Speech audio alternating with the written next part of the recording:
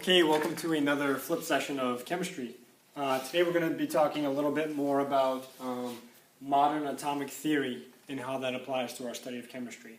So I'm going to throw some terms out here for you to understand, some really important terms.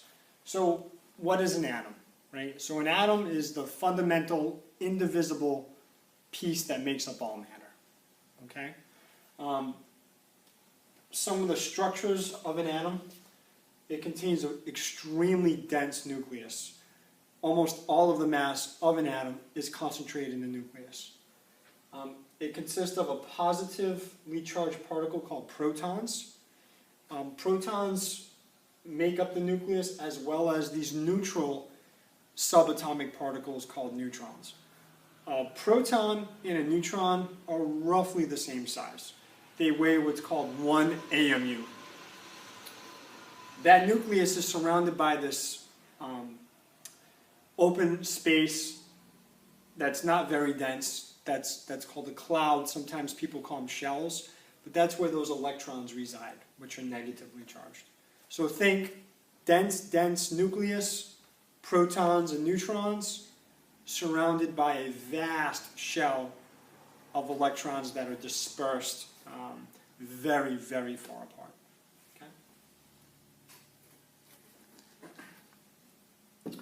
Okay, so when you think of the word atom, atoms are electrically neutral. Their number of protons equals their number of electrons. Okay? Now sometimes atoms will gain electrons. They will gain charge. So think about this. If electrons are negative and you're gaining negative subatomic particles, electrons, you're going to have an overall charge of negative. Okay? And those are what we call anions. Anions are ions that have negative charges.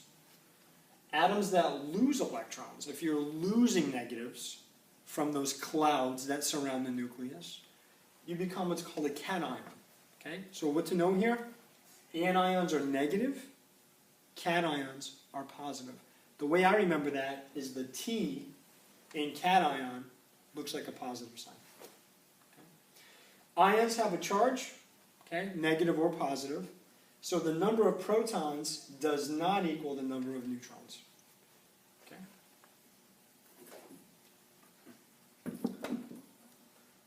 Okay, some more atomic terms here. The atomic number acts as the fingerprint. It identifies an atom as what it is. For example, the atomic number of hydrogen. If I look at my periodic table, is 1. Okay? So that means that it has 1 proton. It's got to be a hydrogen atom. Okay? So atomic number is the number of protons in the nucleus of an atom. The mass number is the number of protons and the number of neutrons. Their sum in the nucleus. Okay? Mass number is always going to be greater than atomic number. Okay? Except for the case of hydrogen, which doesn't have a neutron in some cases. So its protons are 1, its neutrons are 0. So the atomic number 1 is going to be equal to the mass number of 1. Okay? But in most cases, mass number is greater than atomic number. Okay? To get the charge of an atom, is it negative, is it positive? You take the difference. You take the difference in the number of protons and electrons. Okay? And this last term here on the slide is isotopes. They're atoms of the same element, so they have the same atomic number, same number of protons, but they differ in their number of neutrons. Okay? So isotopes are going to weigh differently. They're going to have different masses. Okay, some examples of isotopes. So in this bottom left-hand corner is my atomic number, or my number of protons. So notice, carbon, the 6th atom, each one has 6 protons that identify it as carbon. However, look at this top mass number here. Okay? This is carbon 12, carbon 13, carbon 14. You probably learned about carbon 14 in biology class for radiocarbon dating or radioactive dating of artifacts. But if I take the difference of these numbers, I get the number of neutrons, right? So 12 minus 6, this has 6 neutrons. 13 minus 6, 7 neutrons. 14 minus 6, this has 8 neutrons, right? So carbon 14 is more massive than the other two isotopes of carbon. Okay? Now if you look at your table, if you look at carbon up here, in the top right corner, you're going to notice this number that's a decimal, 12.01, and that's the average atomic mass. That doesn't mean that there's carbon atoms out there that weigh 12.01 atomic mass units, but it means on average, right?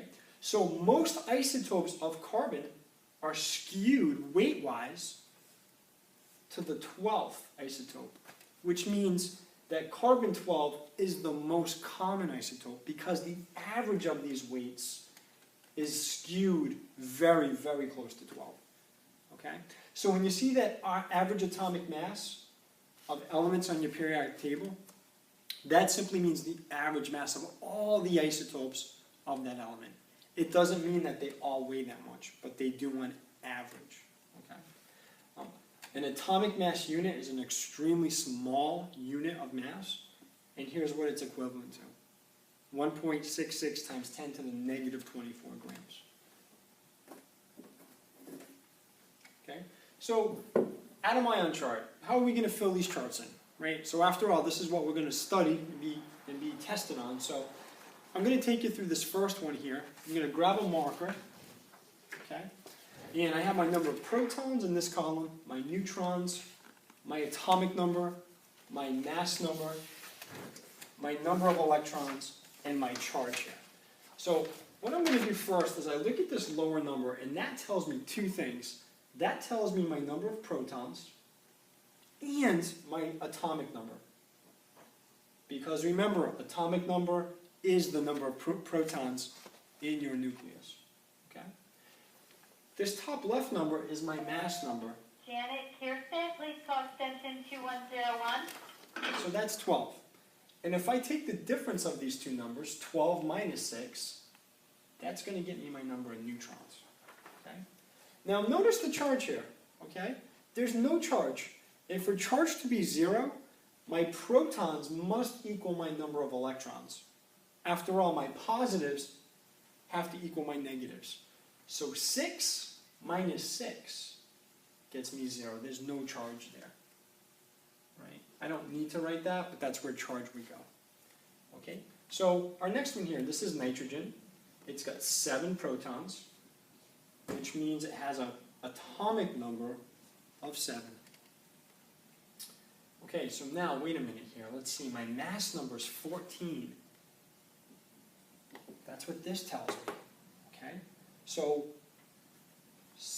14 minus 7, my mass number minus my atomic number gives me my number of neutrons, which is also 7.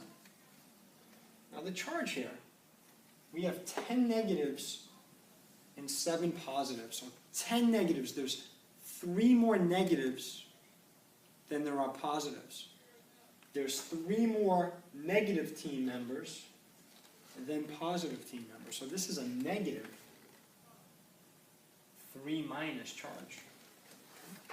And lastly, now 12. I'm not giving any hints here, right? But this tells me, the 12 tells me my atomic number, which identifies, if I look at the 12th element, that's magnesium, number 12. So I'm going to put the symbol Mg. It's got 12 protons, and my mass number is 13. Okay? So my mass number here is 13. Now my numbers here, that should be more than that. I kind of goofed up. It should be about 24, but we're going to work with the numbers I have. So 13 minus 1 gets me 1 neutron, and I have 10 negatives and 12 positives. I have 2 more positives than I do negatives. So now my charge is a 2+. And that's an atom ion chart. Okay, this last slide, I want you to do it as it falls on top of me. Okay, so this last slide here, or piece of whiteboard, Okay, pause the video right now, and I want you to try this. Okay, welcome back. So, just going through this with you quickly. 38, that's my atomic number. If I look at my chart number 38, that's strontium.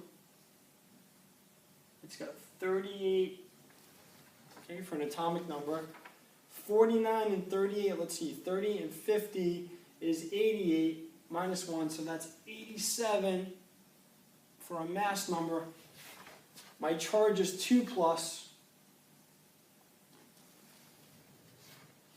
Okay. That means I have 2 more positives than I do negatives, so 38 is 2 more than 36, and my mass number is 87. Okay. This next one here, 17. I look at my table, that's chlorine.